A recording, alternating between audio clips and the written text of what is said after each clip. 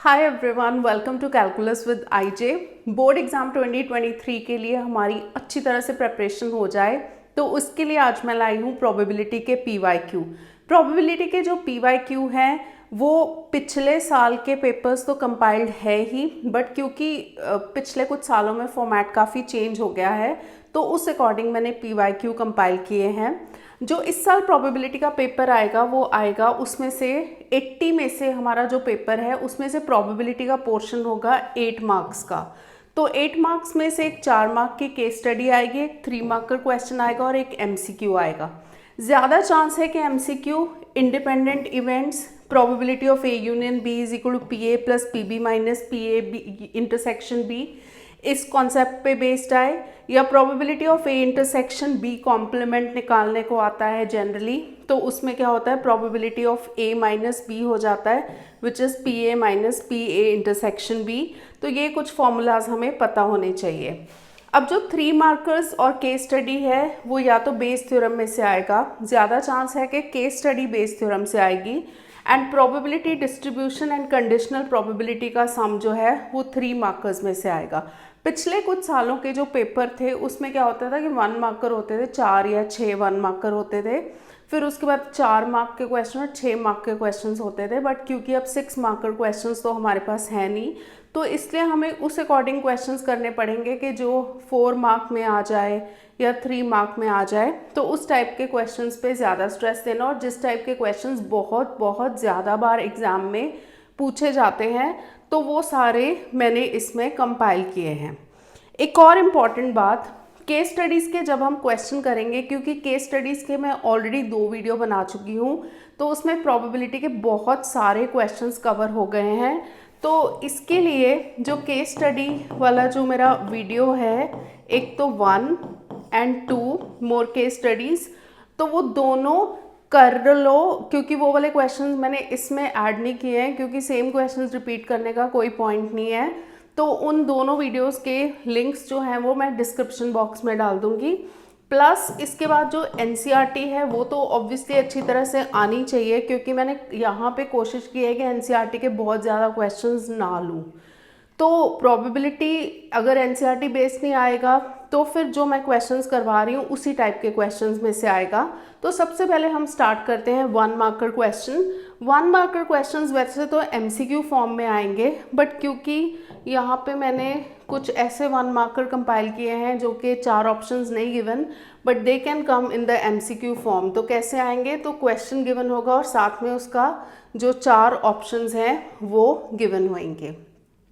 तो ये हमारा फर्स्ट क्वेश्चन है, probabilities of A and be solving a problem independently. इसमें एक चीज़ का बहुत ध्यान देना है कि यहाँ पे इंडिपेंडेंटली लिखा है। इंडिपेंडेंटली का मतलब है ये इंडिपेंडेंट इवेंट्स हैं।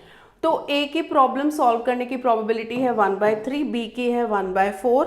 Both try to solve the problem independently. What is the probability that problem is solved. Problem is solved को हम ए यूनियन बी से भी कर सकते हैं। जैसे हम इसमें सीधा probability of A union B निकाल लें, तो ए यूनियन बी जब हम निकालेंगे तो उसमें क्या होगा कि P A plus P B minus P A intersection B, P A intersection B आ जाएगा क्योंकि दे आर इंडिपेंडेंट इवेंट्स। तो पी ए इंटरसेक्शन बी होगा P A into P B, तो उससे हम पी ए इंटरसेक्शन बी निकाल सकते हैं। बट उसका एक बहुत इजी तरीका भी है। देखो, सबसे पहले तो प्रोबेबिलिटी के ए सॉल्व करता है उसकी 1/3 गिवन है, probability that B solves the problem 1/4 given है। तो प्रोबेबिलिटी ऑफ ए डैश हो जाएगा, मतलब A is not able to solve the problem, वो हो जाएगा 2/3, and B is not able to solve the problem 3/4 हो जाएगा। Then what is the probability that problem is solved. तो probability that problem is solved, इसको हम ऐसे कर सकते हैं 1 minus probability problem is not solved. देखो, प्रॉब्लम सॉल्व कब होगी, प्रॉब्लम सॉल्व तब होगी ना या तो ए कर ले या बी कर ले, या दोनों में से, या दोनों के दोनों ही कर लें, या दोनों में से कोई एक कर ले। बट यहाँ पे when we say that probability that problem is solved is 1 minus probability problem is not solved, then things become easier for us, क्योंकि प्रॉब्लम इज नॉट सॉल्व मतलब both A and B are not able to solve it. तो 1 minus probability of A dash intersection B dash. अब यहाँ पे एक और concept लगेगा कि अगर ए बी इंडिपेंडेंट होते हैं तो उस केस में we use this probability of A intersection B is equal to P A into P B. अगर ए बी इंडिपेंडेंट होते हैं तो ए डैश बी डैश भी इंडिपेंडेंट होते हैं, मतलब ये probability of A dash into probability of B dash हो जाएगा। तो 1 माइनस 2/3 इंटू 3/4, ये 1 माइनस 1/2 आ गया, तो आंसर इज 1/2। इस टाइप के क्वेश्चंस बहुत ज़्यादा आते हैं एग्जाम में, तो मैंने इस टाइप का 1-2 और कंपाइल किए हैं। सेकेंड क्वेश्चन है probability that it will rain on a particular day is 50%। 50% rain की प्रोबेबिलिटी है, ये तो बहुत ही सिंपल हो गया। Probability that it will rain is 50%, मतलब 1/2। तो probability it will not rain मतलब आर डैश, वो भी 1 माइनस 1/2, तो 1/2 ही होगा। Find the probability that it rains only on first 4 days of the week. एक वीक में कितने दिन होते हैं? 7 दिन होते हैं। सिर्फ पहले 4 दिन रेन हो रही है, बाकी के 3 दिन रेन नहीं हो रही। दैट मीन्स जो रिक्वायर्ड प्रोबेबिलिटी होगी वो फर्स्ट 4 days जो है वो रेन हो रही है तो हम मल्टीप्लाई करते हैं ना, P R into P R into P R into P R. तो ऐसे कैसे लिखें? रेज़ टू पावर 4 लिख देते हैं। तो लास्ट के 3 दिन रेन नहीं हो रही तो probability of R dash 3 times हो जाएगा। अब बाय चांस दोनों ही 1/2 हैं तो इनकी जब प्रोबेबिलिटीज़ को ऐड करोगे तो 1/2 raise to power 7 is the answer. तो जब MCQ गिवन होएगा तो हमें 4 ऑप्शंस गिवन होंगे, बट बेटर है कि 4 ऑप्शंस में से ऑप्शन चूज़ करने की बजाय अपना आंसर सॉल्व करके देखो, तो उससे MCQ सॉल्व करने में क्लैरिटी रहती है। This is very very important tip. और ये तो हो गया क्वेश्चन। अगर इसकी जगह रेन की प्रोबेबिलिटी 3/4 गिवन होती, नॉट रेन की प्रोबेबिलिटी 1/4 हो जाती, फिर हम करते 3/4 raise to power 4 into 1/4 raise to power 3। अब है हमारा next question, unbiased coin is tossed 4 times, find the probability of getting at least 1 head. देखो हेड की प्रोबेबिलिटी निकालनी है। Probability of at least 1 head, at least का मतलब होता है ग्रेटर देन और इक्वल टू 1। तो इसको हम 4 बार टॉस किया है। 4 बार तो ये तो नहीं करेंगे ना एटलीस्ट 1 हेड। इस कितने केसेस लें कि एक बार हेड आया तो एक बार हेड में भी 4 केसेस हो जाएंगे, या फर्स्ट टाइम आया या सेकंड टाइम या थर्ड टाइम या फोर्थ टाइम। या फिर 2 बार हेड आया तो उसमें भी कितने सारे केसेस हो जाएंगे, first second first third, first fourth second third second fourth. या फिर 3 बार हेड आया उसमें भी 4 केसेस हो जाएंगे, मतलब फर्स्ट टाइम नहीं आया, सेकंड टाइम नहीं आया, थर्ड टाइम नहीं आया, फोर्थ टाइम नहीं आया और 4 बार आया। तो इसको हम क्या करेंगे? कॉम्प्लीमेंट लेके करेंगे।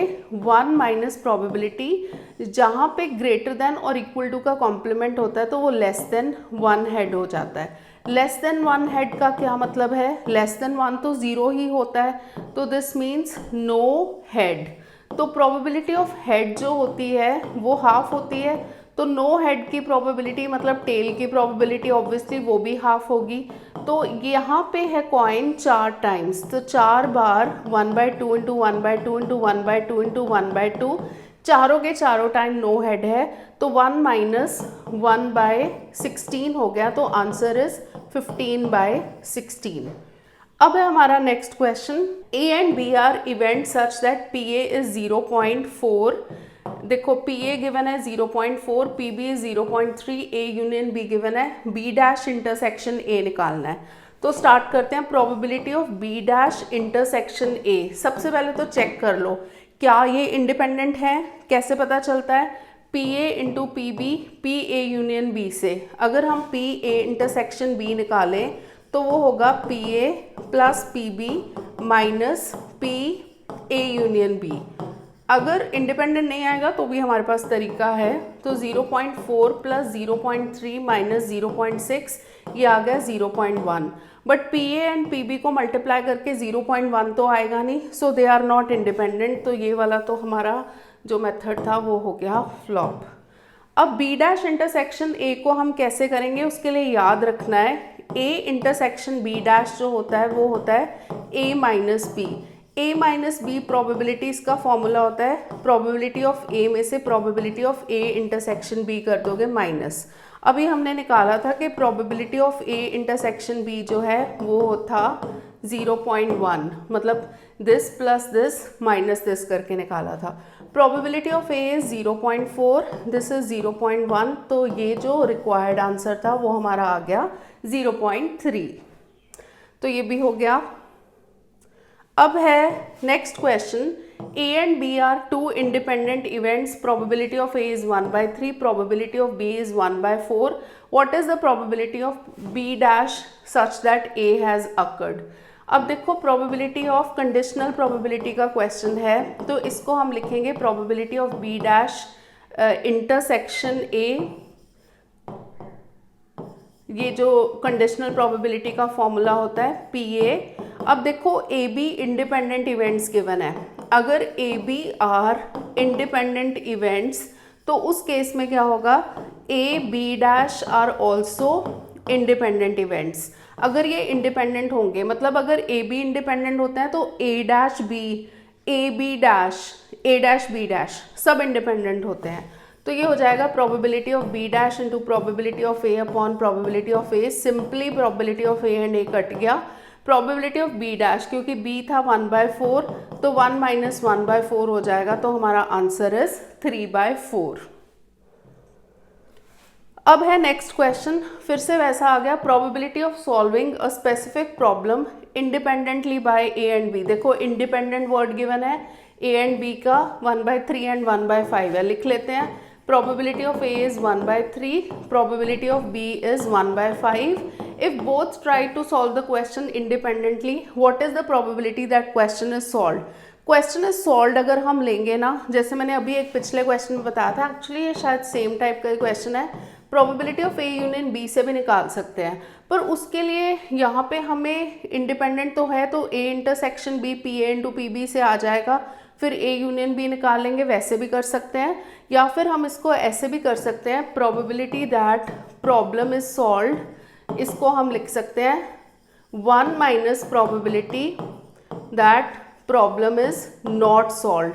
नॉट सॉल्व्ड से ज़्यादा इजी हो जाएगा, नॉट सॉल्व्ड का मतलब है कि ना A सॉल्व कर पा रहा है ना B सॉल्व कर रहा है, तो A dash intersection B dash जो है वो हो जाएगा PA dash into PB dash. देखो क्योंकि मुझे एक्सप्लेन करना है तो मैं इसलिए इतने सारे स्टेप्स लिख रही हूँ, बट जब हम एग्जाम में MCQ अटेम्प्ट करेंगे, we obviously we need not write all the steps, क्योंकि MCQ में हमें आंसर मार्क करना होता है। तो 1 माइनस A डैश, A की प्रोबेबिलिटी है 1/3 तो A डैश की हो जाएगी 2/3, B की है 1/5 तो B डैश की हो जाएगी 4/5, तो ये हो गया 1 माइनस 8/15। जब सॉल्व करोगे आंसर इज 7/15। 4 ऑप्शंस गिवन होंगे तो उसमें से मार्क कर देना। अब है हमारा next question, A and B are two events such that probability of A is 0.2, probability of B is 0.4, A union B की probability given है, A such that B has occurred की probability निकालनी है। A such that B has occurred का जो formula होता है वो होता है probability of A intersection B upon probability of B। अब देखो probability of जो addition theorem of probability होती है, probability of A intersection B is PA plus PB minus probability of A union B upon probability of B। तो probability of A is 0.2, probability of B is 0.4, probability of A union B is 0.5 upon 0.4।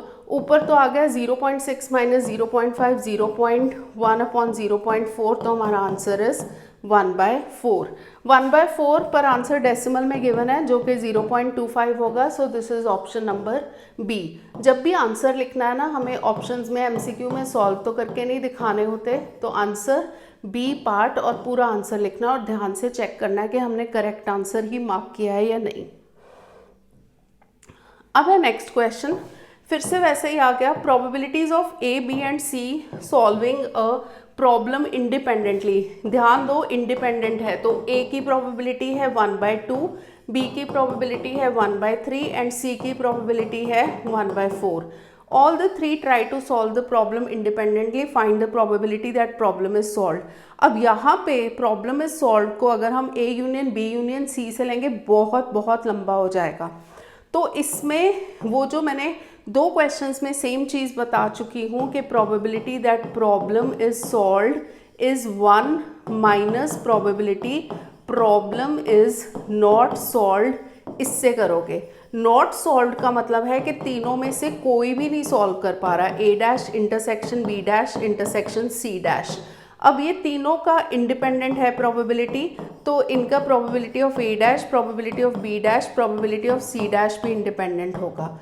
A dash हो जाएगा 1/2, B dash हो जाएगा 2/3, C dash हो जाएगा 3/4, ये cancel होके 1 - 1/4, सो answer is 3/4 जो इसका आंसर है। अब है MCQ का लास्ट क्वेश्चन।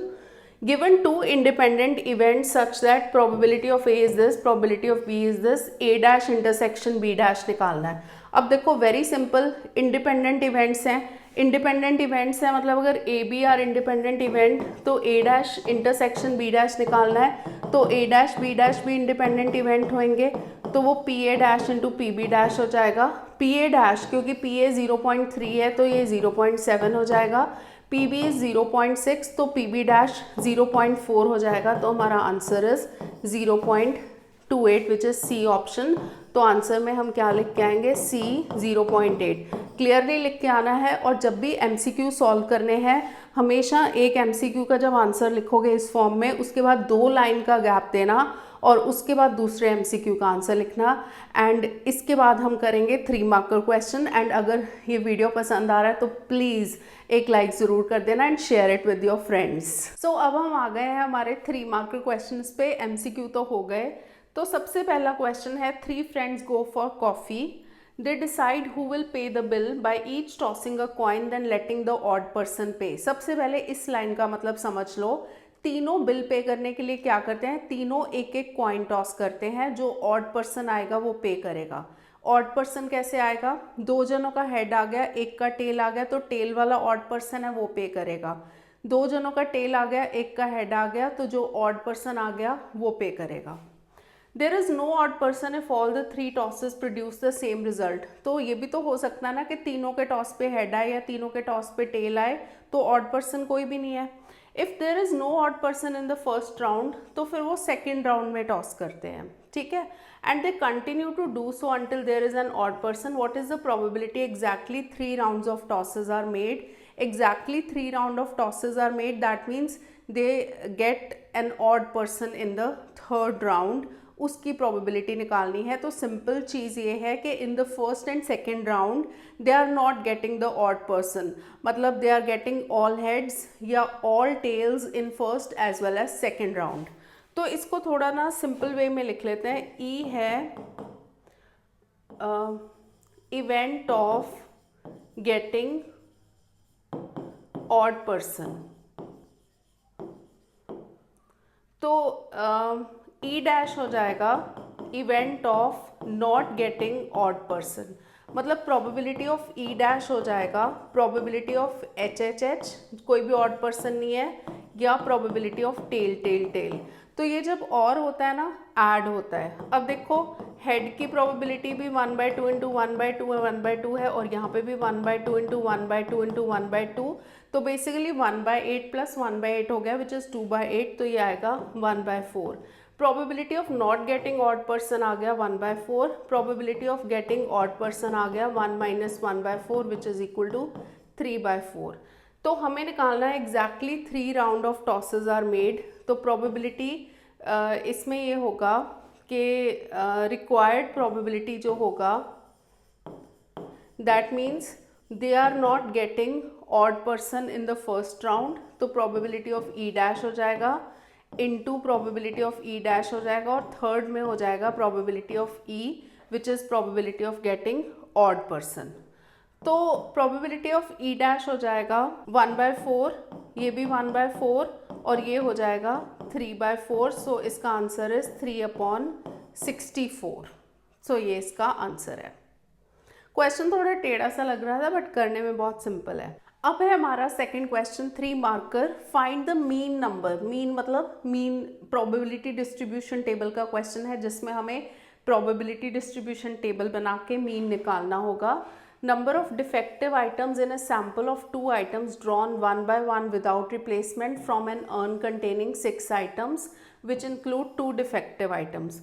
तो हमारे अर्न में जो टोटल आइटम्स हैं वो है 6 और इसमें से जो डिफेक्टिव हैं वो है 2। बट इसमें ये ध्यान देना है कि जो आइटम्स हैं they are drawn one by one without replacement. अगर आइटम्स को हम ड्रॉ करते हैं, इकट्ठा ड्रॉ करते हैं, तो उस केस में कॉम्बिनेशन ही यूज़ होता है, मतलब इकट्ठा ड्रॉ करते हैं विदाउट रिप्लेसमेंट, तो in that case we always use combination. But यहाँ पे ऐसा कुछ नहीं लिखा हुआ है कि विद इकट्ठा ड्रॉ किया है, तो इसमें ये है कि they are drawn one by one, तो इसमें हम बिना कॉम्बिनेशन के कर सकते हैं। तो probability of defective item, defective को हम ले लेते हैं D एंड नॉन डिफेक्टिव को ले लेते हैं D डैश। अब X है नंबर ऑफ डिफेक्टिव आइटम्स, तो X is number of defective items और हमने कितनी आइटम्स उसमें से निकाली हैं, 2 निकाली हैं, तो X हो सकता है 0, 1 या 2। 0, 1, 2 का मतलब है कि कोई भी डिफेक्टिव आइटम नहीं है, 1 डिफेक्टिव आइटम है या 2 डिफेक्टिव आइटम है। X इज इक्वल टू 0 का मतलब होगा दोनों ही नॉन डिफेक्टिव आइटम्स हैं। सबसे पहले जब डिफेक्टिव 2 है तो नॉन डिफेक्टिव हो जाएंगी 4, तो 4 आउट ऑफ 6 जो होगी फर्स्ट डिफेक्टिव आइटम की प्रोबेबिलिटी होगी। बट सेकंड डिफेक्टिव आइटम जो होगी, क्योंकि हमने फर्स्ट वाले को रिप्लेस नहीं किया, तो वो होगा 3/5। तो जब हम इसको सॉल्व करेंगे ये आएगा 6/15। अभी ना पूरा कैंसिल नहीं करते, देखते हैं डिनोमिनेटर्स क्या आ रहे हैं, क्योंकि डिनोमिनेटर्स सेम आ रहे हो तो हमारे लिए इजी हो जाएगा। x इज इक्वल टू 1 का मतलब है कि फर्स्ट डिफेक्टिव दूसरी नॉन डिफेक्टिव हो सकती है, या फिर first non defective second defective, या फिर में मतलब हम लेते हैं प्लस, तो फर्स्ट डिफेक्टिव हो जाएगा 2/6, दूसरी नॉन डिफेक्टिव होएगी, मतलब अब देखो डिफेक्टिव तो निकल गई बट नॉन डिफेक्टिव अभी भी 4 है, बट ये टोटल जो है वो 5 हो जाएंगी क्योंकि एक हमने रिप्लेस नहीं करी। अब फर्स्ट नॉन डिफेक्टिव होगा 4/6, अब यहाँ पे 5 हो जाएगा और यहाँ पे डिफेक्टिव है 2/5। तो देखो बेसिकली 4/6, 4/6, 2/5, 2/5 दो बार आ रहा है, तो 2 × 2/6 × 4/5, 2, 3, यहाँ पे हमारा 15 आया था तो हम इसी फॉर्म में रखते हैं 8/15। अब x इज इक्वल टू 2 का मतलब होगा कि दोनों ही डिफेक्टिव हैं। फर्स्ट डिफेक्टिव की जो प्रोबेबिलिटी होएगी वो होगी 2/6, फिर उसको रिप्लेस नहीं किया तो वो डिफेक्टिव की 1/5 हो जाएगी, विच इज़ इक्वल टू जब इसको कैंसिल करेंगे 1/15। तो हमारा प्रोबेबिलिटी डिस्ट्रीब्यूशन टेबल जो बनेगा उसमें 3 कॉलम्स बनेंगे, 0, 1, 2। 0 की प्रोबेबिलिटी है 6/15, 1 की है 8/15 और इसकी है 1/15।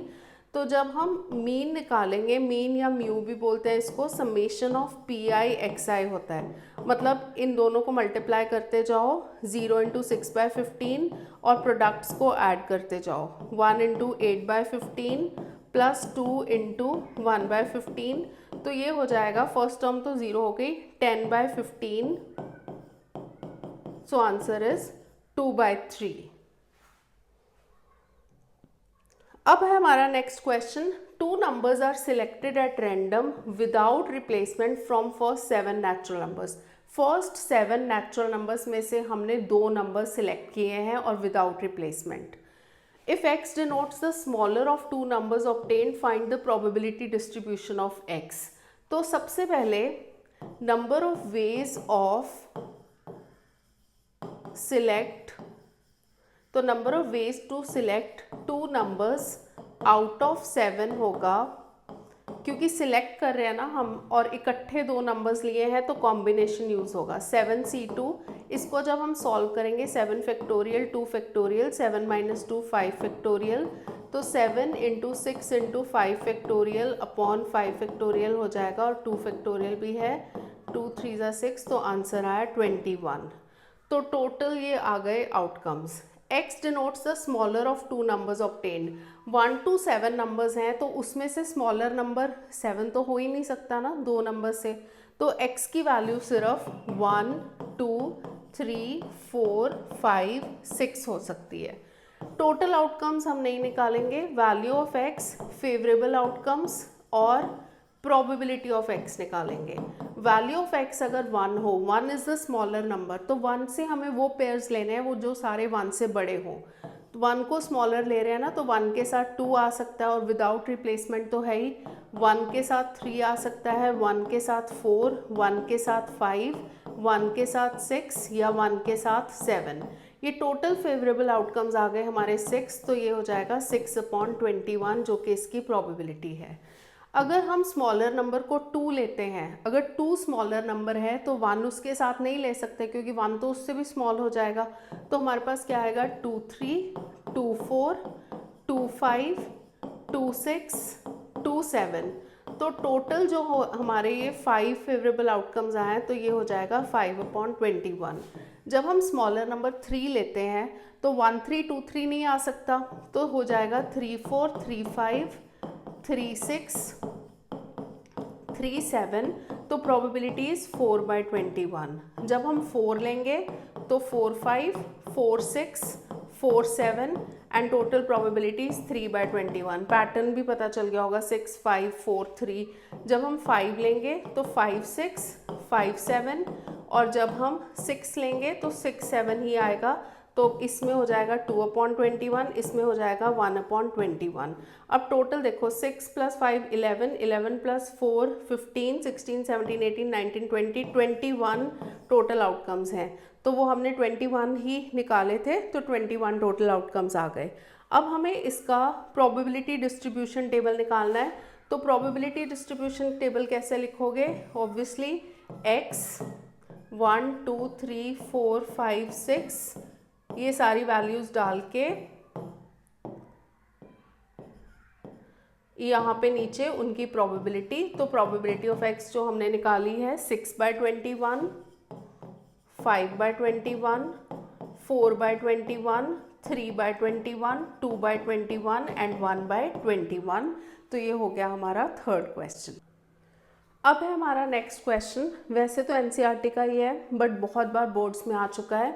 Man is known to speak truth 4 out of 4 out of 5 times। तो कितनी बार ही speaks truth? 4 out of 5 times। He throws a die and reports that it is a 6. Find the probability that it is actually a 6। तो इसमें हम E1 लेंगे, it is actually a 6। E2 लेंगे, it is not a 6। देखो उसने basically किया क्या, उसने रिपोर्ट किया कि वो 6 है। उसने अगर रिपोर्ट किया 6 है तो हमें नहीं पता 6 है या नहीं है, तो हम दो इवेंट्स जो ले लेंगे कि वो 6 है या नहीं है वो वैसे ले लेंगे। प्रोबेबिलिटी ऑफ E1 हो जाएगी 6 की प्रोबेबिलिटी विच इज़ 1/6। E2 हो जाएगी नॉट 6 की probability which is 5/6। A event ले लेंगे, he reports that it is a 6, मतलब उसने रिपोर्ट किया। अब हमें नहीं पता वो सच बोल रहा है कि झूठ बोल रहा है। तो सबसे पहले प्रोबेबिलिटी ऑफ E1 निकालेंगे। इसका मतलब है उसने रिपोर्ट किया it is a 6 when it is actually a 6। That means he is speaking the truth. तो स्पीकिंग ट्रूथ का होगा 4/5। फिर E2 का मतलब है कि he reports that it is a 6 when it is not a 6। That means he is not speaking the truth. If he is speaking truth 4 out of 5 times, so 1 out of 5 times he is not speaking the truth। अब हमें probability निकालनी है, it is actually a 6। तो using Bayes theorem it is actually a 6 मतलब E1A निकालना है। तो probability of E1A हो जाएगा probability of E1 into probability of E1 upon probability of जो total theorem of total probability होती है उसको हम डिनोमिनेटर में लेंगे। Probability of E2 into probability of E2। E1 is 4/5, probability of E1 is 1/6। यहाँ पे भी 4/5 इंटू 1/6 आएगा। यहाँ पे E2 इज़ 1/5 और ये है 5/6। सभी का डिनोमिनेटर 30 आ रहा है जो कि कैंसिल हो जाएगा, तो ऊपर बचेगा 4 और नीचे 4 + 5 which is 9। So our answer is 4/9। अब है next question. A and B throw a pair of dice alternatively. इस टाइप का क्वेश्चन एनसीईआरटी का एग्जाम्पल है बट ये उसके एग्जाम्पल की वेरिएशन है जो कि 2 बार बोर्ड्स में आ चुका है, तो इसलिए ये क्वेश्चन आना चाहिए। तो they throw a pair of dice alternatively. A wins the game if he gets a total of 7 और B कब win करता है if he gets a total of 10. If A starts the game, find the probability that B wins. ये हमें निकालना है. A ने game को स्टार्ट किया है. सबसे पहले हम देखते हैं कि probability that A wins, उसकी probability क्या है. A wins को ले लेते हैं A, B wins को ले लेते हैं B.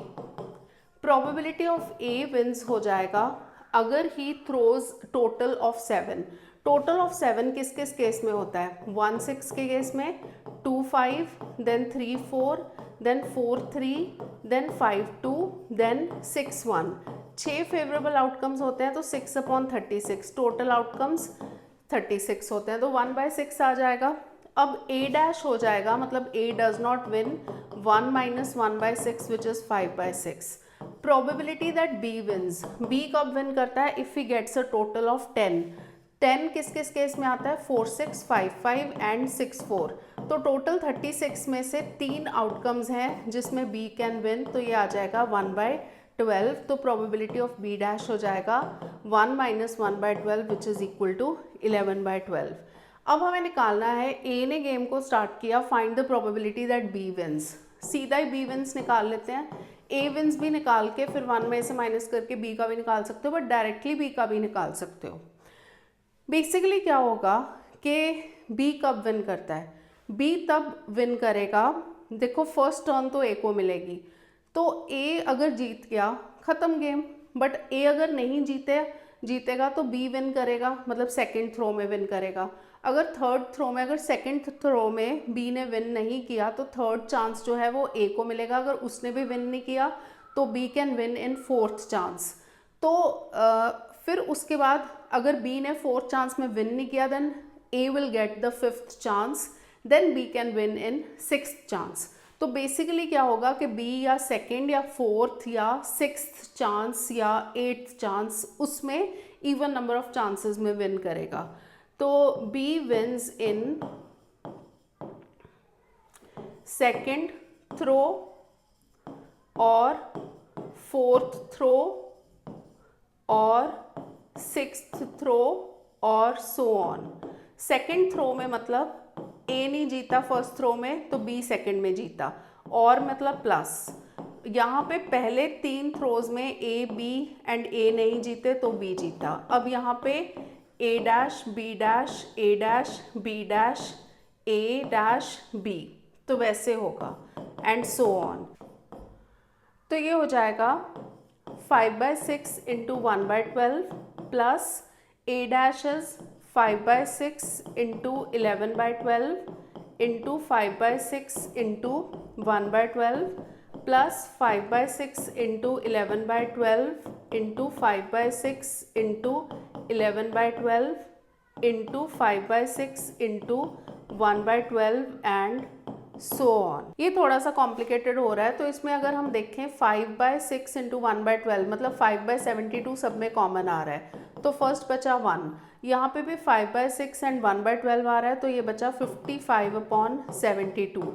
यहाँ पे भी 5/6 एंड जो हमने 1/12 कॉमन लिया था ये कॉमन चला गया, तो 55 दो बार आ रहा है, 72 भी दो बार आ रहा है, तो 55/72 whole square and so on. So this is infinite GP. Infinite GP with first term is 1, सिर्फ ब्रैकेट वाली ले रही हूँ. Common ratio is 55/72. Infinite GP के सम का फॉर्मूला होता है, देखो बाहर 5/72 एज इट इज़ है. इनफाइनाइट GP के सम का फॉर्मूला होता है A/1 - R. तो 5/72 into A is 1 and 1 - R हो जाएगा 1 - 55/72. सो 1 - 55/72 इज 17/72. तो 5/72 इंटू 72/17, तो हमारा आंसर है 5/17. अब है हमारा नेक्स्ट क्वेश्चन. बैग में है 4 balls. 2 balls are drawn at random without replacement and they are found to be white. What is the probability that all balls in the bag are white? 4 balls हैं, 2 balls हमने निकाली without replacement निकाली और दोनों white है. इसका मतलब है कि फॉर श्योर बैग में 2 वाइट बॉल्स तो है ही. बट इसमें केसेस बनेंगे. बेस थ्योरम का क्वेश्चन है, तो हम E1 इवेंट लेंगे ऑल 4 balls आर वाइट। ये हो गई प्रोबेबिलिटी, मतलब E1 या E2 हो सकता है, क्योंकि 2 वाइट निकाली है ना, तो 2 वाइट 2 नॉन वाइट, या फिर 2 वाइट एंड 1 वाइट 3 वाइट ले लो, क्योंकि 2 वाइट तो निकली है, तो एक 3 वाइट एंड 1 नॉन वाइट। अब हम ये केस तो ले नहीं सकते ना कि 1 वाइट एंड 3 नॉन वाइट, क्योंकि फिर अगर 3 नॉन वाइट होती तो फिर दोनों बॉल्स वाइट कैसे होती। या फिर इसका थर्ड केस होगा 2 वाइट एंड 2 नॉन वाइट। अब देखो इस टाइप के क्वेश्चन में 2 balls are drawn at random without replacement. What is the probability all balls in the bag are white? तो तीनों बैग्स को चूज करने की प्रोबेबिलिटी तो हमारी अलग अलग नहीं है ना, तीनों बॉल्स की इक्वल प्रोबेबिलिटी होएगी, क्योंकि मेंशन नहीं है, तो 1/3 होगा। अब हम ए इवेंट उसको लेते हैं जो अक्कर हुआ होता है। तो अक्कर क्या हुआ है कि 2 बॉल्स ड्रॉ हुई हैं and they are found to be white, तो ए इवेंट होगा 2 balls drawn आर वाइट। सबसे पहले हम निकालेंगे probability of A-E1। Probability of A-E1 मतलब जो बॉल्स हमने ड्रॉ की है दोनों वाइट हैं फर्स्ट बैग में से, तो फर्स्ट बैग में तो वैसे ही सारी वाइट है, सो दिस इज श्योर इवेंट, इसकी प्रोबेबिलिटी हो जाएगी 1। प्रोबेबिलिटी ऑफ A-E2 मतलब हमने जो 2 बॉल्स ड्रॉ की हैं दोनों वाइट हैं और बैग में 3 वाइट बॉल्स हैं, एक नॉन वाइट है। दैट मीन्स यहाँ पे विदाउट रिप्लेसमेंट था, विदाउट रिप्लेसमेंट में इकट्ठी 2 बॉल्स ड्रॉ हुई है, तो हमेशा कॉम्बिनेशन यूज़ होता है।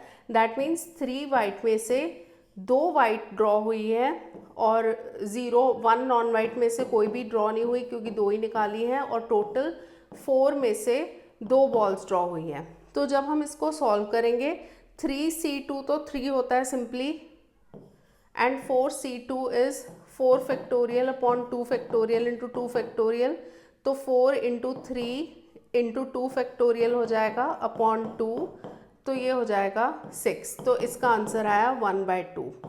अब प्रोबेबिलिटी ऑफ A-E3 होगा कि हमने जो 2 बॉल्स ड्रॉ की हैं दोनों वाइट हैं और बैग में 2 वाइट 2 नॉन वाइट हैं, तो दोनों वाइट में से 2 वाइट ड्रॉ हुई हैं, 2 नॉन वाइट में से एक भी ड्रॉ नहीं हुई, upon 4C2।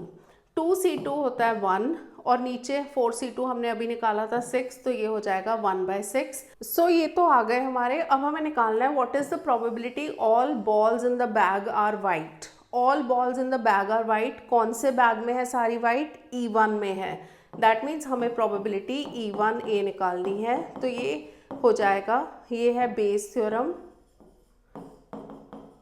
A-E1 into probability of E1 upon probability of A-E1 into probability of E1 plus probability of A-E2 into probability of E2 plus probability of A-E3 into probability of E3।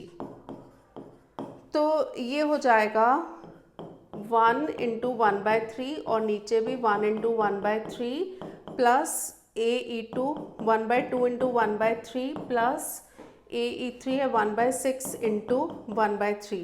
सबके denominator में 1/3 है, ये denominators में से 1/3 मैं common लेके cut कर रही हूँ, तो 1/3 कट गया, तो 1 अपॉन डिनोमिनेटर में 6 एलसीएम आएगा, 6 + 3 + 1 6 7 8 9 10, तो 6 अपॉन 10, आंसर इज 3/5। अब है हमारा next question, A B are 2 independent events P A' intersection B, ऊपर A कॉम्प्लीमेंट लिखा ना, A' only is 2/15 and A intersection B' is 1/6, P A and P B निकालना है। तो अगर A B आर इंडिपेंडेंट, तो उस केस में A' are independent and A B' are independent. तो उस केस में इंडिपेंडेंट इवेंट्स की डेफिनेशन भी लिख दिया करो। For independent events PA intersection B होता है PA इंटू PB। ये सब डिफाइन करने का ना कई बार आधा आधा मार्क होता है, तो इसलिए। अब प्रोबेबिलिटी ऑफ A को ले लो x, तो प्रोबेबिलिटी ऑफ A' हो जाएगा 1 - x। प्रोबेबिलिटी ऑफ B को ले लो y, तो प्रोबेबिलिटी ऑफ B' हो जाएगा 1 - y। अब हम लेते हैं first part, probability of A' intersection B is 2/15। तो इसको हम लिख सकते हैं probability of A dash into probability of B is 2/15। Probability of A dash हमने लिया है 1 माइनस एक्स, तो 1 minus x into probability of B is 1, y is equal to 2/15। तो यहाँ से हम y की वैल्यू निकाल सकते हैं 2/15 into 1 minus x, name it equation 1। अब सेकेंड इक्वेशन गिवन है probability of A intersection B dash is 1/6, तो इसको हम लिख सकते हैं P A into P B dash is 1/6। P A is x, P B dash is 1 minus y is 1/6। अब इसमें y की वैल्यू पुट कर देते हैं 1 minus y is 2/15 into 1 minus x is equal to 1/6। तभी हमारा सॉल्व होगा ना। पहले ब्रैकेट को अंदर से सॉल्व कर लेते हैं। 15 माइनस 15x माइनस 2 अपॉन ये जो 15 माइनस 15x है ना, उसको मैं उस साइड लेके जा रही हूँ। तो ये 15 इंटू 15 1 माइनस एक्स हो जाएगा। तो इसको मैं उस साइड लेके जा रही हूँ। 15 इंटू 1 माइनस एक्स अपॉन 6 हो जाएगा। तो यहाँ पे आया 13 minus 15x is equal to 3 2 6 5। ये 2 को भी उस साइड ले जाओ, यहाँ पे रख रही हूँ, और यहाँ पे 5 माइनस 5x। जब हम इसको ओपन करेंगे 26x minus 30x square is equal to 5 minus 5x। तो minus 30x square plus 26 plus 5 हो जाएगा 31x माइनस 5 इज़ 0। तो 30x square minus 31x plus 5 is 0। Splitting middle term से नहीं होगा, क्वाड्रेटिक फॉर्मूला से करना पड़ेगा। तो d निकालेंगे b स्क्वायर माइनस 4ac, इसका whole square minus 4 into 30 into 5। 31 का स्क्वायर होता है 961 माइनस 23,600, तो ये हो जाएगा 361 हो जाएगा। तो x की वैल्यू आएगी, थोड़ा सा लंबा क्वेश्चन है, ये वाला पार्ट मैं हटा रही हूँ। तो हमारी x की वैल्यू आएगी जब क्वाड्रेटिक फॉर्मूला लगाएंगे माइनस b मतलब 31 प्लस माइनस इसका स्क्वायर रूट, d का स्क्वायर रूट, 361 का स्क्वायर रूट होगा 19 अपॉन 2a, a इज़ 30, तो 60 हो जाएगा। तो x की दो वैल्यूज़ आई 40 50 अपॉन 60, या फिर जब हम माइनस करेंगे तो ये 12 अपॉन 60 आएगा। तो x इज़ 5 अपॉन 6, 12 5 ज़ा 60 होता है, या 1 अपॉन 5। व्हेन x इज़ 5/6, तो उस केस में y की वैल्यू क्या होगी? y देखो ये है 2 अपॉन 15 इंटू 1 माइनस 5/6। 1 माइनस 5/6 जब करोगे तो ये आएगा 1/6। तो 2 अपॉन 15, 1/6 का 1 इधर और 6 इधर लिख रही हूँ, 2 से नहीं कटेगा, 3 2 ज़ा 6, 3 5 ज़ा 15, तो ये आ गया 4 अपॉन 5। तो व्हेन x इज़ 1/5, तो y की वैल्यू आएगी 2 अपॉन 15 इंटू 4 अपॉन 5, तो 4 इधर और 5 इधर, 2 2 5 3 1/6 आ गई। तो बेसिकली x जो था वो हमारा था probability of a and probability of b था y। When probability of a is 5/6, तो उस केस में प्रोबेबिलिटी ऑफ b इज़ 4/5, ये फर्स्ट आंसर है। And when probability of a is 1/5, तो प्रोबेबिलिटी ऑफ b हो जाएगा उस केस में 1/6, ये है इसका सेकेंड आंसर। अब हम वो क्वेश्चंस करेंगे जो कि केस स्टडी फॉर्म में आ सकते हैं। सबसे पहला केस स्टडी है, insurance company believes that people can be divided into 2 classes. कौन सी 2 क्लासेस हैं? एक तो वो जो है accident prone and those who are not. Company statistics show that an accident prone person will have an accident at some time within a fixed 1 year period with probability 0.6, whereas probability is 0.2 for a person who is not accident prone. मतलब 2 type के लोग होते हैं, accident prone, not accident prone. Accident एक fixed 1 year period ले लिया जो उन्होंने डिसाइड किया है, तो एक्सीडेंट प्रोन पर्सन के एक्सीडेंट होने के चांसेस हैं 0.6 और दूसरे के हैं 0.2। उसके बाद company knows that 20% of population is accident prone. Based on the given information answer the following question, What is the probability that a new policy holder will have an accident within a year of purchasing a policy? तो obviously Bayes theorem का question है, तो E1 होगा person is accident prone,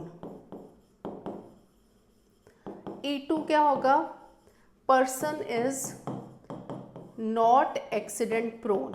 अब देखो इसमें लिखा है कि कितनी पॉपुलेशन एक्सीडेंट प्रोन है 20%, तो 20% हो जाएगा 1/5, that means probability of E2 हो जाएगा 4/5. अब ए इवेंट ले लो, person meets with accident. If person meets with accident, इसको थोड़ा कर देते हैं साइड पे,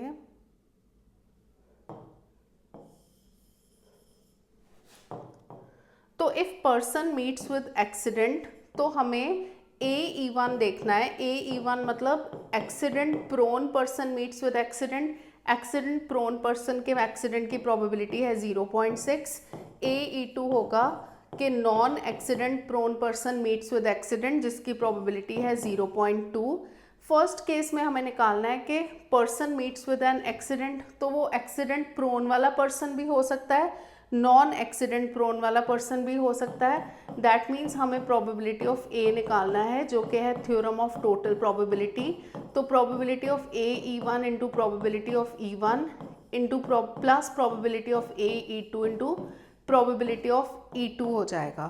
तो 0.6 इंटू प्रोबेबिलिटी ऑफ E1 था 1/5, वो डेसिमल में है ना तो इसको भी डेसिमल में ले लेते हैं, 0.2 हो जाएगा और ये हो जाएगा 0.8 into 0.2 plus AE2 is 0.2 into 0.8, तो 0.12 प्लस 0.16, आंसर इज 0.28 जो कि फर्स्ट पार्ट का आंसर है. नेक्स्ट है, suppose that a new policy holder has an accident within 2 years of purchasing a policy. What is the probability that he और she is accident prone.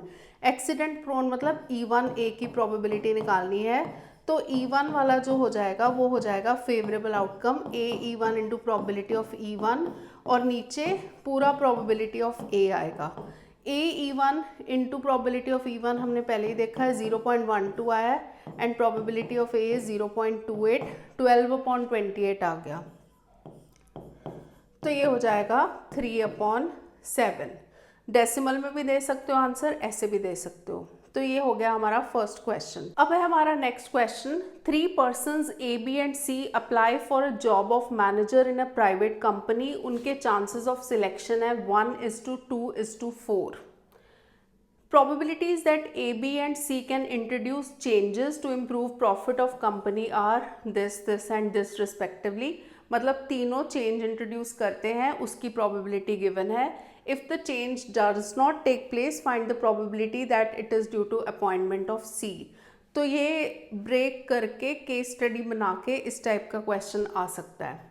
Total ratio देखो 1:2:4 है, तो E1 ले लेते हैं, A is selected, E2 ले लेते हैं, B is selected and E3 ले लेते हैं, C इज सिलेक्टेड. ये जो क्वेश्चन है ना ये केस स्टडी बना के भी आ सकता है, 3 मार्कर में भी आ सकता है.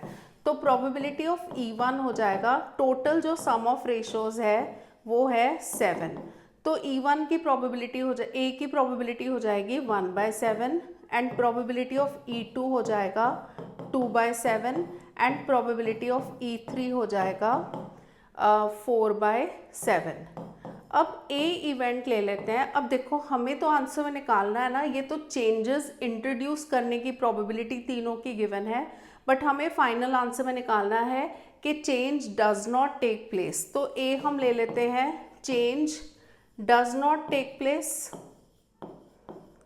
Change does not take place अगर A इवेंट होगा तो प्रोबेबिलिटी ऑफ AE1 मतलब जो A सिलेक्ट हुआ है and change does not take place, पर हमें गिवन है कि A सिलेक्ट होने पे चेंज टेक्स प्लेस है 0.8, तो change does not take place हो जाएगा 1 - 0.8 which is 0.2.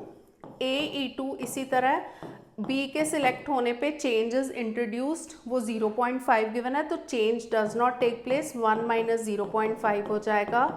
And probability of AE3 जो होगा कि सी के सिलेक्ट होने पे change is not introduced, change introduce करना है 0.3, तो चेंज इज नॉट इंट्रोड्यूस्ड हो जाएगा 0.7। अब change does not take place, it is due to appointment of C, मतलब E3A निकालना है, तो सिंपली बेस थ्योरम होगा AE3 into probability of E3 upon probability of AE1 into probability of E1 plus probability of AE2 plus probability of AE3 into probability of E3। तो ये हो गई हमारी बेस थ्योरम की स्टेटमेंट। सो इसकी जब हम वैल्यूज पुट करेंगे 7/10 इंटू E3 इज 4/7 और यहाँ पे लास्ट वाली वैल्यू वही होगी 7/10 इंटू 4/7। फर्स्ट वैल्यू है 2/10 इंटू 1/7 और सेकेंड वैल्यू है 5/10 इंटू 2/7। सबके डिनोमिनेटर में 70 जो है वो कैंसिल हो जाएगा, तो ऊपर हो जाएगा 28 38 38 39 40 7 4 7 28 एंड 4 10। So answer is 7/10। अब है हमारा नेक्स्ट क्वेश्चन। तो इसमें जैसे दो पार्ट्स गिवन है ना, दोनों अलग अलग केस स्टडी के दो पार्ट्स बन के आ सकते हैं। A speaks truth in 60% of cases, B in 90% of cases. In what percentage of cases are they likely to contradict each other in stating the same fact and agree in stating the same fact? ये answers भी given है। A speaks truth को हम ले लेते हैं 60/100, 60/100 हो जाएगा 6/10, इसी फॉर्म में ले लेते हैं, तो A डैश हो जाएगा 4/10। B स्पीक्स ट्रुथ को हम ले लेते हैं, क्योंकि 90/100 है ना, तो 90/100 हो जाएगा विच इज़ 9/10, तो प्रोबेबिलिटी ऑफ B डैश हो जाएगा 1/10। अब फर्स्ट पार्ट में हमें निकालना है they contradict each other in stating the same fact. Contradict का मतलब है सपोजिंग एक फैक्ट है, A सही बोल रहा है बट B गलत बोल रहा है, या A गलत बोल रहा है, मतलब A is speaking the truth, B is not speaking the truth, या A is not speaking the truth, या B is speaking the truth। तो यहाँ पे दो केसेस हो जाएंगे कि दे कॉन्ट्रडिक्ट ईच अदर। तो कॉन्ट्रडिक्ट के जो केसेस हो जाएंगे, probability of A dash intersection B plus probability of A intersection B dash. अब A का B से कोई कंसर्न तो है नहीं उसकी प्रोबेबिलिटी से, तो ये इंडिपेंडेंट इवेंट्स हैं। A dash into probability of B, probability of A into probability of B dash. A dash is 4/10, probability of B is 9/10, A is 6/10 and B dash is 1/10, तो ये हो जाएगा 36 plus 6/100 which is equal to 42/100। तो इसका answer आ गया 42%, जो कि correct answer है। अब देखो इसके सेकंड पार्ट में पूछा हुआ है, दोनों जो है ना 2-2 मार्क्स के होंगे। They agree in stating the same fact. Agree कर रहे हैं, या तो दोनों सच बोल रहे हैं या दोनों झूठ बोल रहे हैं, क्योंकि जो फैक्ट होगा वो तो ट्रू होगा, तो या तो दोनों एग्री करेंगे मतलब वो सच पे एग्री करेंगे, या दोनों नॉट स्पीकिंग द ट्रूथ। तो probability of A intersection B या probability of A dash intersection B dash आएगा, A इंटरसेक्शन B हो जाएगा PA इंटू PB एंड या फिर इसको सिंपली ऐसे भी ले सकते हो, 1 minus probability that they contradict, वैसे भी ले सकते हो। तो अब मैंने ऐसे स्टार्ट किया है तो इसको ऐसे कंप्लीट कर लेती हूँ। A is 6/10, B is 9/10, A dash is 4/10, B dash is 1/10, तो 54 प्लस 4 58/100 आएगा, तो इसका आंसर आएगा 58%। अब है नेक्स्ट क्वेश्चन, ये भी केस स्टडी फॉर्म में आ सकता है। 4 पार्ट्स गिवन है, बट 4 में से चारों तो आएंगे नहीं, 2 ही पार्ट्स आएंगे। The odds against a husband who is 45 years old living till he is 70। 45 से 70 जाने में कितने लगते हैं? 25 years। तो उसके ऑड्स अगेंस्ट है 7:5। Odds against his wife who is now 36 living till she is 61। 36 + 25 is 61। Basically ये बताया हुआ है कि हस्बैंड जो है उसके 25 ईयर्स बाद अलाइव होने के ऑड्स अगेंस्ट होंगे 7:5। जब भी ऑड्स अगेंस्ट गिवन हो तो 7 वाला पार्ट होगा नॉट इन फेवर, मतलब ही विल नॉट बी अलाइव। 5 वाला पार्ट होगा इन फेवर। अगर ऑड्स इन फेवर गिवन हो 7:5 तो ही विल बी अलाइव 7 होएगा एंड नॉट अलाइव होएगा 5। एच ले लो। उसके बाद देखो आगे निकालना है, couple will be alive 25 years hence. पहले फर्स्ट पार्ट करते हैं फिर आगे देखते हैं। एच ले लो, husband is alive after 25 years. और W ले लो, wife is alive after 25 years. तो प्रोबेबिलिटी ऑफ H हो जाएगा, देखो ऑड्स अगेंस्ट है 7:5, अगेंस्ट मतलब 7 पार्ट है कि he will not be alive, तो 5 होगा he will be alive and sum of ratios is 12, तो 5/12 है ही विल बी अलाइव, तो H डैश होगा 7/12। अब वाइफ का odds against wife will be alive है 5:3, तो 5 पार्ट है कि she will not be alive, 3 है she will be alive, total is 8, तो वाइफ का हो जाएगा 3/8 एंड नॉट अलाइव मतलब अलाइव का हो जाएगा 3/8 एंड नॉट अलाइव का हो जाएगा 5/8। फर्स्ट पार्ट में couple will be alive 25 years hence, मतलब दोनों जिंदा होंगे, तो H इंटरसेक्शन W मतलब बेसिकली PH इंटू PW निकालना है, तो 5/12 इंटू 3/8, सो आंसर इज 15/96। या इसको कैंसिल कर सकते हो, तो ये आ जाएगा 5/32। आंसर्स भी लिखे हैं तो हमारे चेक भी होते जा रहे हैं। सेकंड है exactly one of them will be alive 25 years hence. Exactly one मतलब हस्बैंड होगा तो वाइफ नहीं होगी, वाइफ होगी तो हस्बैंड नहीं होगा, तो probability of H intersection W dash, या फिर दूसरा केस होगा H dash intersection W।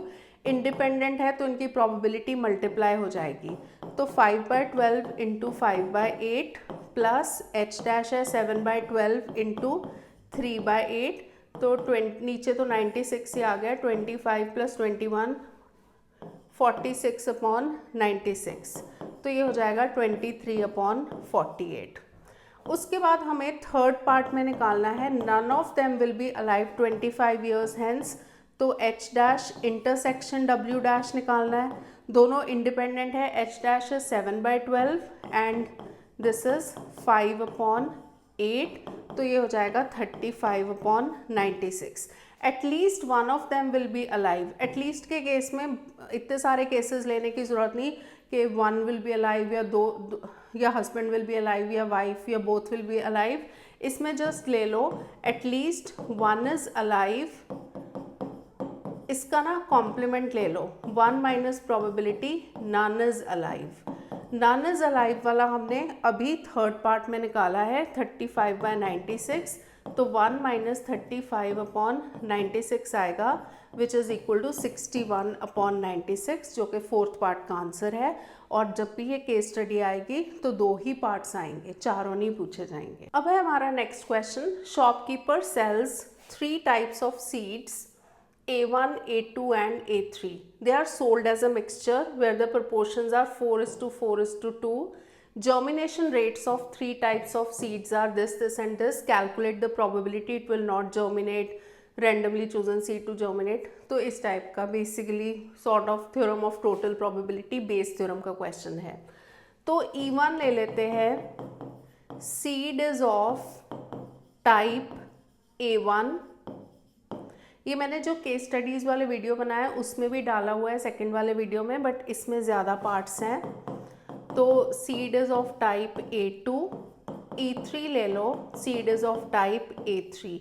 Probability of E1 हो जाएगा, देखो बेसिकली इसमें सम ऑफ रेशोज तीनों टाइप के सीड्स का गिवन है, 4:4:2 मतलब 10 हो जाएगा, तो E1 की प्रोबेबिलिटी 4/10 हो जाएगी, E2 की प्रोबेबिलिटी भी 4/10 हो जाएगी एंड प्रोबेबिलिटी ऑफ E3 हो जाएगी 2/10। अब A ले लो कि जर्मिनेट करेगी सीड्स, तो A है सीड जर्मिनेट्स एंड ये सारा कुछ हमें गिवन है। प्रोबेबिलिटी ऑफ AE1 जो है वो है तीनों के जर्मिनेट करने की प्रोबेबिलिटी 45/100, 60/100, तो AE2 हो जाएगा 60/100 एंड AE3 हो जाएगा 35/100। अब हमें फर्स्ट पार्ट में निकालना है कि seed will not germinate given that seed is of type A3। A3 के जर्मिनेट करने की प्रोबेबिलिटी ये है। A3 के नॉट जर्मिनेट करने की प्रोबेबिलिटी देखो, अगर ये नीचे वाला सेम होता है E3 तो A एंड A' इस टाइप के जो इवेंट्स होते हैं वो इनका सम 1 होता है, तो 1 माइनस 35/100 हो जाएगा विच इज़ 65/100। तो अगर केस स्टडी में ये क्वेश्चन में ये पार्ट आता है तो 1 मार्क का होगा। और फिर randomly chosen seed to germinate, तो उसमें थ्योरम ऑफ टोटल प्रोबेबिलिटी निकालनी है कि probability AE1 into probability of E1 मतलब फर्स्ट सीड के जर्मिनेट करने की प्रोबेबिलिटी, सेकेंड सीड के जर्मिनेट करने की probability plus AE3 into probability of E3। तो 45/100 into 4/10 plus 60/100 into 4/10 plus 35/100 into 2/10। सबके नीचे 110 तो आ ही रहा है, तो 110 में लिख देती हूँ यहाँ पे, क्योंकि आंसर देखते हैं कैसे आता है। ये आएगा 180, 240, 70, तो ये आएगा 490/1000 which is equal to 49/100। Answer इसका 0.49 गिवन है, जो कि आ गया। तो थर्ड पार्ट में है it is of type A2 given that it does not germinate. Given that it does not germinate मतलब E2 A' निकालना है हमें। तो प्रोबेबिलिटी ऑफ E2 A' जो होगा ये होगा probability of A' E2 into probability of E2 upon probability of A' E1 into probability of E1, मतलब सबके ना जर्मिनेट करने की प्रोबेबिलिटी हमें लेनी है। E' E2 into probability of E2 plus probability of A' E3 into probability of E3। E1 E2 E3 की है क्योंकि यहाँ पे जगह चाहिए होगी 4/10, 4/10 एंड 2/10। तो ये हमें निकालना है E2 A'। अब देखो A' E2, A E2 है 60/100, तो A' E2 हो जाएगा, वो यहीं पे साथ में लिख लेना, तो ये हो जाएगा 40/100। 40/100 इंटू ये था 4/10 और यहाँ पे भी A' E1 हो जाएगा 55/100 इंटू इसकी रेशो भी थी 4/10 और मिडिल वाला 40/100 इंटू 4/10 प्लस A' E3 तो हमने ऑलरेडी निकाला था 65/100 इंटू 2/10। अब सबके नीचे जो 1000 था वो तो कैंसिल हो जाएगा, तो ऊपर बचा हमारा 160 अपॉन, तो ये टोटल करके हमारा आया 160/510। ये दोनों कैंसिल हो जाएंगे, तो आंसर इज 16/51। ऑब्वियसली जब ये 4 मार्कर आएगा तो सारे के सारे पार्ट्स नहीं आएंगे, हो सकता है कि सिर्फ B एंड C पार्ट्स आ जाएं या A एंड C पार्ट आ जाएं। A एंड C आपस में ज़्यादा रिलेटेड है तो वो आने का ज़्यादा चांस है। अब है नेक्स्ट क्वेश्चन, ये भी केस स्टडी में आ सकता है। Letter is known to have either come from Tatanagar या Calcutta on the envelope just 2 consecutive letters TA are visible. What is the probability letter has come from Calcutta? Bayes theorem का है, तो E1 ले लेते हैं, लेटर हैज कम फ्रॉम, पहले टाटा नगर लिखा है तो टाटा नगर ले लेते हैं, टाटा नगर, एंड E2 ले लेते हैं कि letter has come from Calcutta. दोनों की इक्वल प्रोबेबिलिटी है, तो प्रोबेबिलिटी ऑफ E1 भी हाफ हो जाएगा, प्रोबेबिलिटी ऑफ E2 भी हाफ हो जाएगा। अब हमें ये गिवन है कि एनवेलप पे सिर्फ TA विजिबल है, तो A हो जाएगा 2 consecutive letters TA are visible। तो सबसे पहले प्रोबेबिलिटी ऑफ AE1 निकालेंगे। AE1 का मतलब है कि सिर्फ TA 2 कंसेक्यूटिव लेटर्स विजिबल हैं, letter has come from Tata नगर।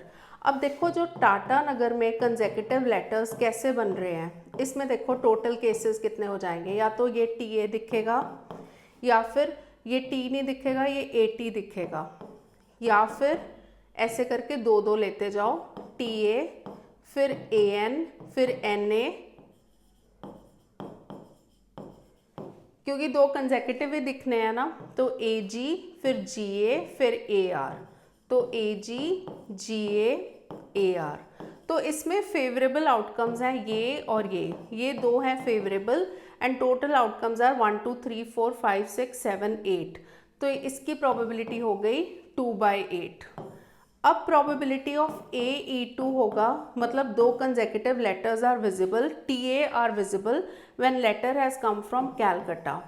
तो कैलकटा के केस में सारे केसेस बना लेते हैं। एक तो CA दिख सकता है, या AL, या LC, या CU, या UT, या TT, या TA। टोटल हमारे ऑप्शंस हो गए 7 और उसमें से फेवरेबल TA सिर्फ एक है, तो इसकी प्रोबेबिलिटी हो गई 1/7। तो फर्स्ट पार्ट में हमें निकालना है letter has come from Calcutta, मतलब E2A निकालना है। बेस थ्योरम के अकॉर्डिंग पहले ऊपर होता है प्रोबेबिलिटी ऑफ AE2 जो कि 1/7 हो जाएगा, इनटू प्रोबेबिलिटी ऑफ E2 जो कि हाफ हो जाएगा, और नीचे भी 1/7 इंटू हाफ, एंड टाटा नगर का होगा AE1 which is 2/8 and E1 is half. तो सबके नीचे से 2 and 2 कॉमन लेके यह कट जाएगा, सो दिस बिकम्स 1/7, 2/8 हो जाएगा 1/4, तो 1/4 प्लस 1/7, तो 1/7 डिवाइडेड बाय, यहाँ पे एलसीएम आएगा 4 इंटू 7 28, तो ऊपर आ जाएगा 11, 1/7 into 4 into 7 upon 11, so answer is 4/11। Letter has come from Calcutta, उसकी प्रोबेबिलिटी है 4/11। सेकेंड होगा letter has come from Tatanagar. Tatanagar का कैसे होगा, 1 माइनस प्रोबेबिलिटी के letter has come from Calcutta, तो ये हो जाएगा 1 minus 4/11 which is equal to 7/11। ठीक है, तो अब है नेक्स्ट लास्ट क्वेश्चन। इस टाइप के क्वेश्चंस बहुत ज़्यादा आते हैं बोर्ड्स में, तो ये बहुत सिंपल क्वेश्चन है, ये हो जाएगा। Random variable x has a probability distribution of this form. देखो x की वैल्यू टेबल बना लेते हैं। x जब 0 होगा दिस इज़ k, x जब 1 होगा दिस इज़ 2k, ये 2 होगा 3k, और उसके अलावा कोई भी वैल्यू पे 0 होगा। तो ये प्रोबेबिलिटी डिस्ट्रीब्यूशन टेबल बन गया हमारा, तो अदरवाइज पे 0 ले लो। उसके बाद हमें k की वैल्यू निकालनी है। सम ऑफ प्रोबेबिलिटीज़ क्योंकि हमेशा 1 होता है, k plus 2k plus 3k is 1, तो 6k इज़ 1, k की वैल्यू आ जाएगी 1/6। फिर प्रोबेबिलिटी लेस देन 2 निकालना है, मतलब P0 प्लस P1 निकालना है। तो P0 प्लस P1 जब होगा k प्लस 2k 3k होगा, k की वैल्यू आ चुकी है। लेस देन और इक्वल टू 2 में P0 plus P1 plus P2, greater than और इक्वल टू 2 में जो होगा P2 प्लस आगे वाले तो 0 ही हैं, तो इस वे से क्वेश्चन हो जाएगा। तो केस स्टडीज़ के ये वाले जो क्वेश्चंस मैंने करवाए हैं, इसके अलावा जो मैंने 2 वीडियोस हैं जिनका डिस्क्रिप्शन बॉक्स में लिंक डाल दूंगी, तो वो दोनों वीडियोस करने भी ज़रूरी हैं क्योंकि उसमें भी केस स्टडीज़ के बहुत सारे क्वेश्चंस कवर्ड हैं। And keep on watching the videos and please don't forget to like, share and subscribe, and thank you for watching.